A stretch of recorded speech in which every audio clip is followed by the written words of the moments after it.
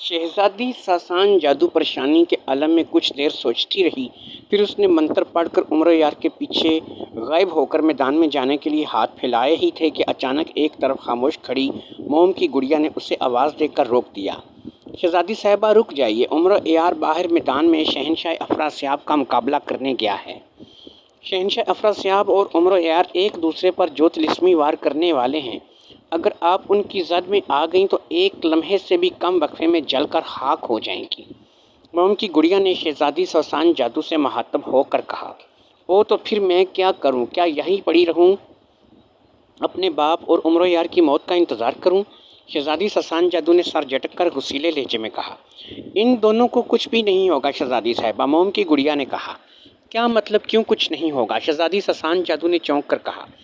مطلب یہ شہزادی صاحبہ، عمر یار اور شہنشاہ افراسیاب ساری عمر بھی ایک دوسرے کے ساتھ لڑتے رہیں تب بھی ایک دوسرے کو وہ ہلاک نہیں کر سکتے، موم کی گڑیا نے جواب دیا۔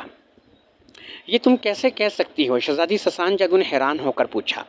میں صرف اتنا جانتی ہوں کہ عمر یار کسی بھی طرح شہنشاہ افراسیاب کو نہیں مار سکتا اور شہنشاہ افراسیاب عمر یار کو ہلاک نہیں کر سکتا، موم کی گڑیا نے جواب دیا اور خاموش ہو گئی۔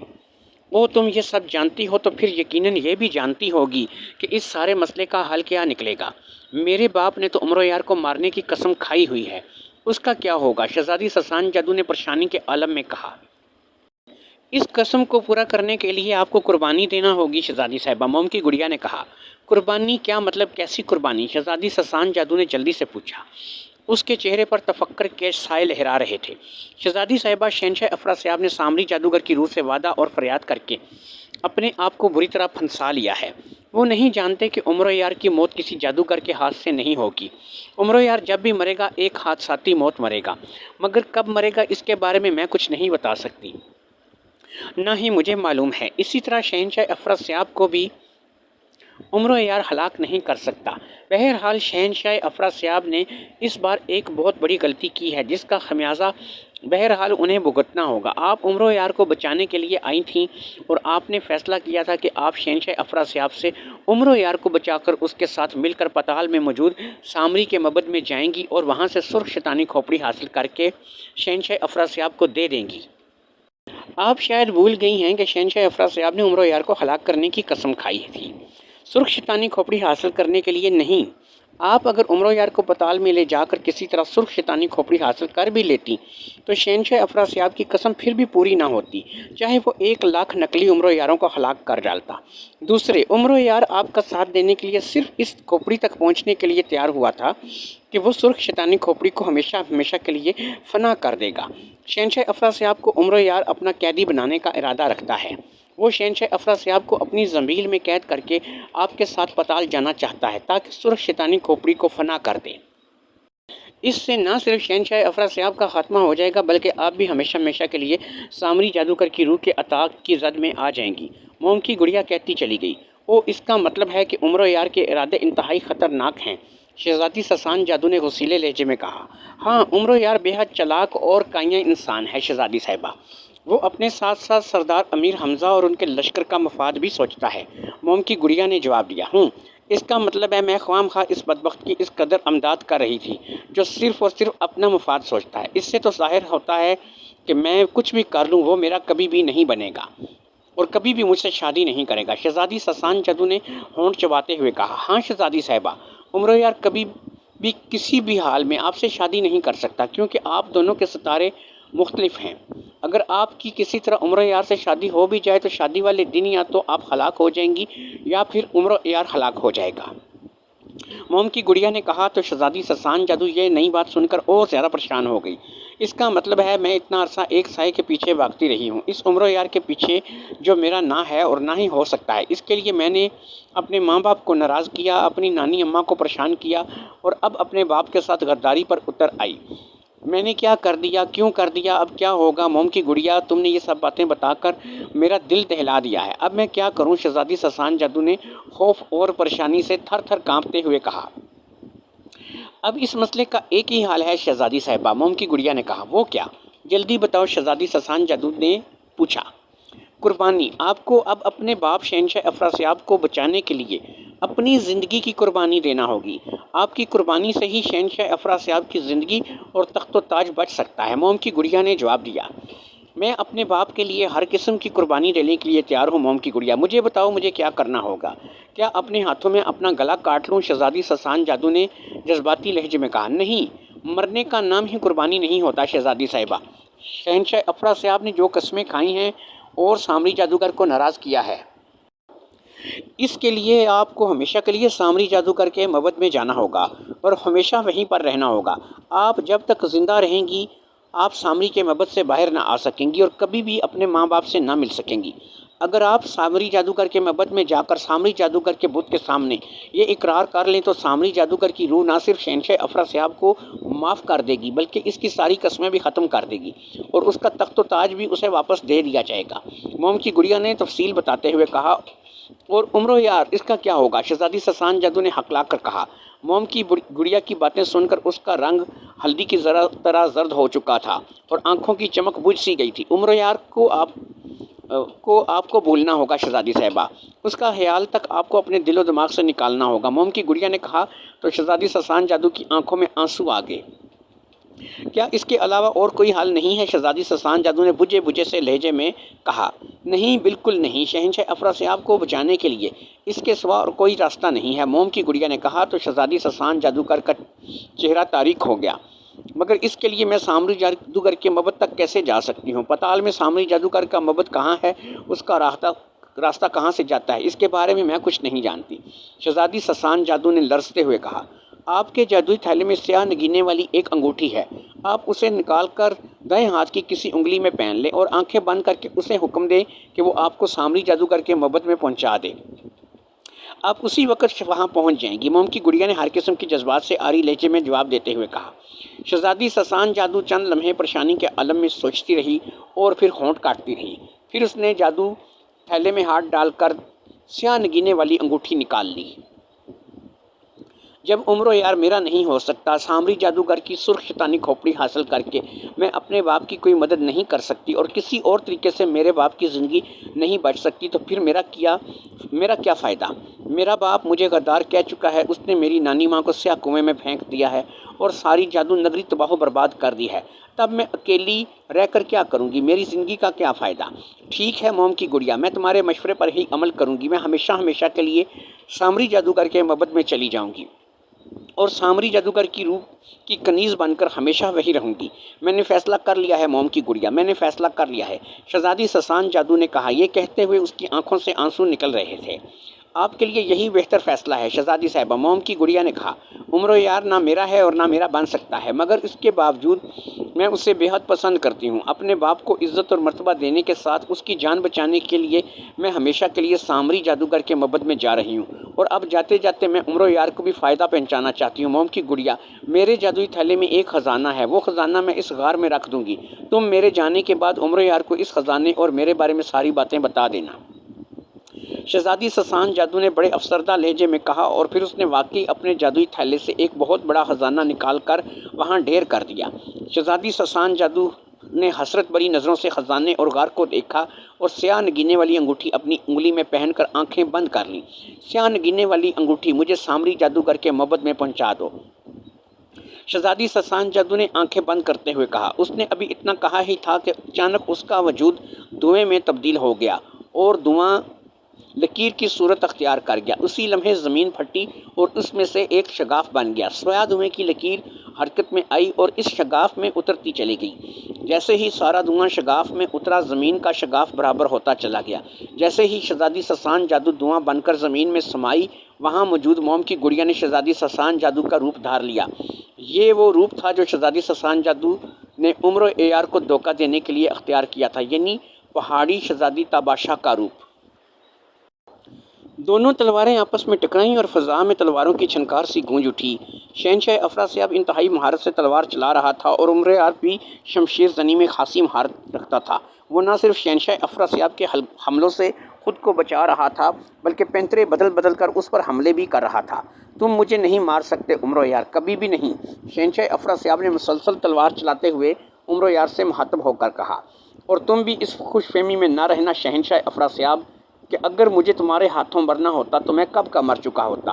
عمرو نے ہنس کر کہا، مگر آج ایسا نہیں ہوگا، آج تمہیں میرے ہاتھوں ہر صورت میں مرنا ہوگا۔ شہنشاہ افراسیاب نے غرا کر کہا، دیکھا جائے گا، عمرو نے منہ بنا کر کہا اور زور زور سے تلوار چلانے لگا۔ شہنشاہ افراسیاب کے ہاتھ بھی تیز ہو گئے۔ شہنشاہ افراسیاب موقع ملتے ہی عمرو یار کے جسم کے کسی نہ کسی حصے پر زخم لگا دیتا تھا۔ وہ شاگون جن کے کہنے کے مطابق عمرو کے جسم پر 100 زخم لگانا چاہتا تھا۔ یہ الگ بات تھی کہ وہ اس بات سے بے خبر تھا کہ عمرو کو جو زخم لگتا تھا وہ دم والے پانی کی وجہ سے اسی وقت ٹھیک ہو جاتا تھا۔ شہنشاہ افراسیاب چونکہ جادوگر تھا، اس لیے اس کے دل و دماغ پر شیطان کا غلبہ تھا۔ اس نے عمرو یار سے وعدہ کیا تھا کہ ہتھیاروں کے ساتھ لڑتے ہوئے وہ عمرو یار پر جادوئی حملے نہیں کرے گا۔ تلوار زنی کرتے ہوئے اس کے ذہن میں اچانک شیطانی خیال آنے لگے تھے۔ اس نے دل ہی دل میں ایک منتر پڑھتے ہوئے عمرو یار پر تلوار سے حملہ کیا اور اسے پرے دھکیل دیا۔ عمرو یار گرتے گرتے جلدی سے سنبھل گیا، مگر اسی لمحے شہنشاہ افراسیاب اپنی جگہ سے غائب ہوا اور عین عمرو یار کے پیچھے نمودار ہوا۔ ارے یہ شہنشاہ افراسیاب کہاں غائب ہو گیا؟ شہنشاہ افراسیاب کو اس طرح اچانک غائب ہوتے دیکھ کر عمرو یار چونک پڑا۔ اسی لمحے شہنشاہ افراسیاب نے پیچھے سے عمرو یار کی گردن دبوچ لی۔ اس سے پہلے کہ عمرو یار کچھ کرتا، شہنشاہ افراسیاب نے عمرو یار کی گردن کی ایک خاص رگ زور سے دبا دی۔ عمرو یار کو ایک زوردار جھٹکا لگا اور پھر اس کے ہاتھ پیر ڈھیلے پڑتے چلے گئے۔ گردن کی خاص رگ دبنے کی وجہ سے وہ اسی لمحے بے ہوش ہو گیا تھا۔ جیسے ہی عمرو یار بے ہوش ہوا، اس کے ہاتھ سے تلوار حیدری نیچے گر گئی اور زمین پر گرتے ہی غائب ہو کر واپس اس کی زنبیل میں چلی گئی۔ اس سے پہلے کہ عمرو یار نیچے گرتا، شہنشاہ افراسیاب نے جلدی سے اسے سنبھال لیا اور نہایت احتیاط سے زمین پر ڈال دیا۔ میں نے تمہیں اگر شیطانی موت سے ہمکنار کرنے کے لیے شاگون جن کو نہ کہا ہوتا تو اس موقع کا فائدہ اٹھا کر ابھی تمہاری گردن اڑا دیتا، شہنشاہ افراسیاب نے بڑے نفرت زدہ لہجے میں کہا اور ہاتھ میں پکڑی ہوئی تلوار فضا میں اچھال دی۔ روشنی سی چمکی اور تلوار زمین پر گرنے سے پہلے ہی غائب ہو گئی۔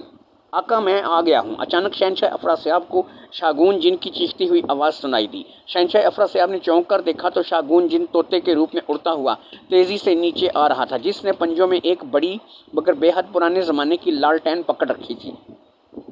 لالٹین لوہے کی تھی جو انتہائی پرانی ہونے کی وجہ سے سیاہ ہو رہی تھی۔ اس کا شیشہ البتہ کافی بڑا، نیا اور خاصا چمکدار تھا۔ اسے دیکھ کر شہنشاہ افراسیاب کی آنکھوں میں بے پناہ چمک آ گئی۔ شاگون جن تیزی سے اڑتا ہوا نیچے آ گیا۔ شہنشاہ افراسیاب نے آگے بڑھ کر جلدی سے اس لالٹین کو پکڑ لیا۔ بہت خوب شاگون، بہت خوب! شہنشاہ افراسیاب نے خوش ہوتے ہوئے کہا اور لالٹین جلدی سے بے ہوش پڑے عمرو یار کے سر کے قریب رکھ دی۔ آقا کیا آپ نے عمرو یار کے بدن پر 100 زخم لگا دیے ہیں؟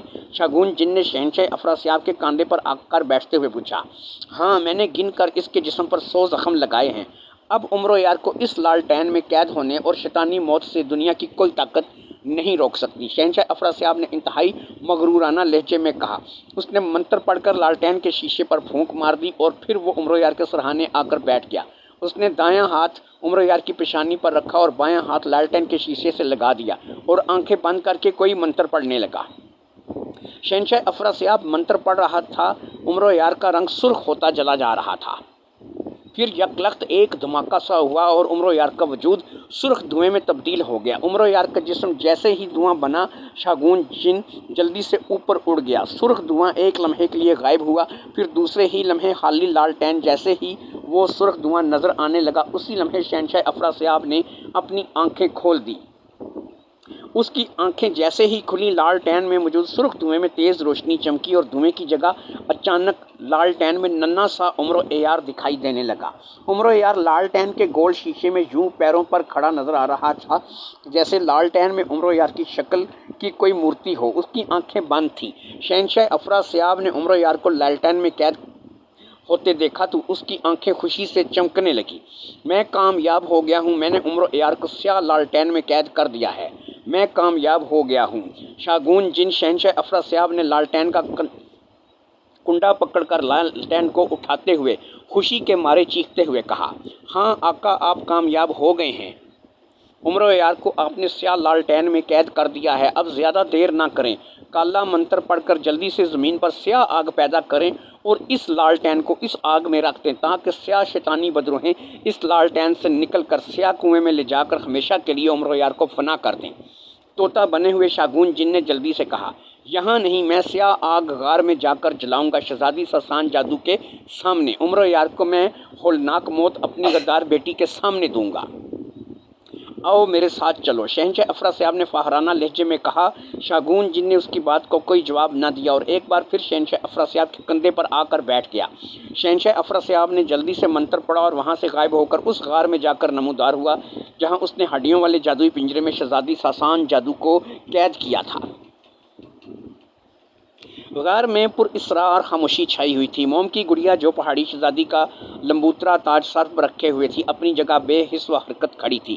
جیسے ہی شہنشاہ افراسیاب اس غار میں نمودار ہوا، اسی لمحے غار میں ایک لمحے کے لیے تاریکی چھا گئی۔ پھر اچانک غار میں ایک دیوار میں ایک محراب دار کھڑکی نمودار ہوئی اور اس کھڑکی سے دن کی تیز روشنی اندر آنے لگی، جس سے یہ غار ایک بار پھر روشن ہو گیا۔ سیاہ شیطان کی سیاہ بدروحوں کے آنے کا راستہ بن گیا ہے آقا۔ شاگون جن جو طوطے کے روپ میں تھا، اس نے شہنشاہ افراسیاب کے کندھے پر بیٹھتے ہوئے کہا۔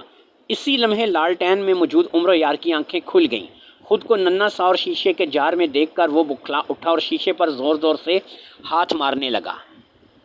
جانتا ہوں، شہنشاہ افراسیاب نے کہا اور لالٹین اٹھائے شہزادی ساسان جادو کے قریب آ گیا۔ یہ دیکھو شہزادی ساسان جادو، تمہارا عمر یار، اسے میں نے سیاہ شیطان کی سیاہ لالٹین میں قید کر دیا ہے۔ اب میں یہاں سیاہ آگ جلاؤں گا اور لالٹین کو عمر یار سمیت اس آگ میں ڈال دوں گا۔ سیاہ شیطان کی سیاہ بدروحوں کی آمد کا راستہ بن گیا ہے۔ سیاہ بدروہیں آئیں گی اور عمر یار کو لالٹین سمیت لے جائیں گی، سیاہ کنویں میں چلی جائیں گی اور عمر یار کو سیاہ موت سے ہمکنار کر کے اسے ہمیشہ ہمیشہ کے لیے فنا کر دیں گی۔ شہنشاہ افراسیاب نے شہزادی ساسان جادو کی آنکھوں کے سامنے لالٹین کو لہراتے ہوئے کہا، اور لالٹین شہزادی ساسان جادو کے سامنے موجود چٹان پر رکھ دی۔ آقا، یہ شہزادی ساسان جادو نہیں ہے۔ شاگون جن نے غور سے بت بنی شہزادی ساسان جادو کو جو دیکھ رہا تھا، اچانک بری طرح سے چیختے ہوئے کہا، یہ شہزادی ساسان جادو نہیں ہے، کیا مطلب؟ کون ہے یہ؟ شہنشاہ افراسیاب نے بری طرح سے چونکتے ہوئے کہا۔ اس نے جلدی جلدی ایک منتر پڑھ کر شہزادی ساسان جادو پر پھونک دیا۔ شہزادی ساسان جادو کے گرد ایک لمحے کے لیے دھواں سا چھایا اور ختم ہو گیا۔ اب وہاں شہزادی ساسان جادو کی جگہ موم کی ایک بڑی سی گڑیا دکھائی دے رہی تھی۔ او، یہ تو موم کی گڑیا ہے۔ موم کی گڑیا، شہزادی ساسان جادو کہاں ہے؟ شہنشاہ افراسیاب نے بری طرح چیختے ہوئے کہا۔ آقا، عمر یار اچانک طوطا بنا۔ شاگون جن بری طرح سے چیخ اٹھا۔ دوسرے ہی لمحے وہ شہنشاہ افراسیاب کے ہاتھ سے اڑ کر زمین پر جا گرا۔ ایک دھماکہ ہوا اور اچانک شاگون جن طوطے سے ایک بار پھر اصلی شکل میں آ گیا۔ اسے اسی طرح چیختے اور زمین پر گر کر دوبارہ جن بنتے دیکھ کر شہنشاہ افراسیاب بری طرح سے چونک پڑا۔ شاگون جن آنکھیں پھاڑ پھاڑ کر لالٹین میں قید عمر یار کو دیکھ رہا تھا، جو خود کو شیشے میں قید پا کر بری طرح سے چیخ چیخ کر شیشے پر ہاتھ مار رہا تھا۔ شاگون جن، تم اصلی حالت میں کیسے آ گئے؟ اور شہنشاہ افراسیاب نے کہا۔ آقا، عمر یار، شاگون جن نے انتہائی خوفزدہ انداز میں چیختے ہوئے کہا۔ کیا عمر یار بک رہے ہو؟ کیا بات ہے، تم اس قدر خوفزدہ کیوں ہو رہے ہو؟ شہنشاہ افراسیاب نے اس کی جانب غصیلی نظروں سے دیکھتے ہوئے کہا۔ آقا، آپ نے کہا تھا کہ آپ نے عمر یار کے جسم پر گن کے 100 زخم لگائے تھے۔ شاگون جن نے ہکلاتے ہوئے کہا۔ ہاں، کیوں؟ شہنشاہ افراسیاب نے حیران ہو کر کہا۔ عمر یار کے جسم پر ایک معمولی سا زخم بھی موجود نہیں ہے۔ شاگون جن نے اسی لہجے میں کہا تو شہنشاہ افراسیاب چونک کر اور آنکھیں پھاڑ پھاڑ کر عمر یار کی طرف دیکھنے لگا۔ کیا بک رہے ہو شاگون جن؟ میں نے تلوار بازی کا مقابلہ کرتے ہوئے گن کے عمر یار کے جسم پر پورے 100 زخم لگائے تھے، اور تم کہہ رہے ہو کہ اس کے جسم پر ایک معمولی سا زخم بھی نہیں ہے؟ شہنشاہ افراسیاب نے سخت لہجے میں کہا۔ آقا، سیاہ لالٹین کا رنگ بدستور سیاہ ہے۔ غار میں سیاہ بدروحوں کی آمد کا محراب دار راستہ بھی بن چکا ہے، لیکن اس کے باوجود عمر یار کا رنگ ویسا ہی ہے جیسا پہلے تھا۔ اگر عمر یار کے جسم پر سرخ زخم لگے ہوتے تو اس کا رنگ بھی سیاہ ہو چکا ہوتا، شاگون جن نے کہا۔ اس کی بات سن کر اب تو سچ مچ شہنشاہ افراسیاب کا رنگ بھی اڑ گیا۔ او، تم ٹھیک کہہ رہے ہو، مگر یہ سب کچھ کیسے ہو سکتا ہے؟ یہ کیسے ممکن ہے؟ میں نے تو خود، شہنشاہ افراسیاب نے انتہائی پریشانی کے عالم میں کہا۔ اس کے لہجے میں اب خوف کی لرزش موجود تھی۔ عمر یار نے خاص قسم کا پانی پی رکھا ہے آقا۔ آپ نے عمر یار کے جسم پر جو بھی زخم لگائے وہ اس خاص پانی کی وجہ سے اسی وقت بھر گئے، اچانک موم کی گڑیا نے کہا۔ اس کی بات شہنشاہ افراسیاب کے لیے کسی دھماکے سے کم نہیں تھی۔ وہ بوکھلا کر کئی قدم پیچھے ہٹ گیا اور آنکھیں پھاڑ پھاڑ کر لالٹین میں موجود عمر یار کو دیکھنے لگا۔ یہ کیا غضب ہو گیا، اب کیا ہوگا؟ عمر یار کو میں سیاہ آگ میں نہیں جلا سکوں گا، اور عمر یار سیاہ لالٹین سے آزاد ہو جائے گا، اور یہ اب میرا کیا ہوگا؟ اس کا مطلب ہے میں عمر یار سے شکست کھا چکا ہوں۔ نہیں، یہ نہیں ہو سکتا، یہ کبھی نہیں ہو سکتا، میں عمر یار سے شکست نہیں کھا سکتا، کبھی بھی نہیں۔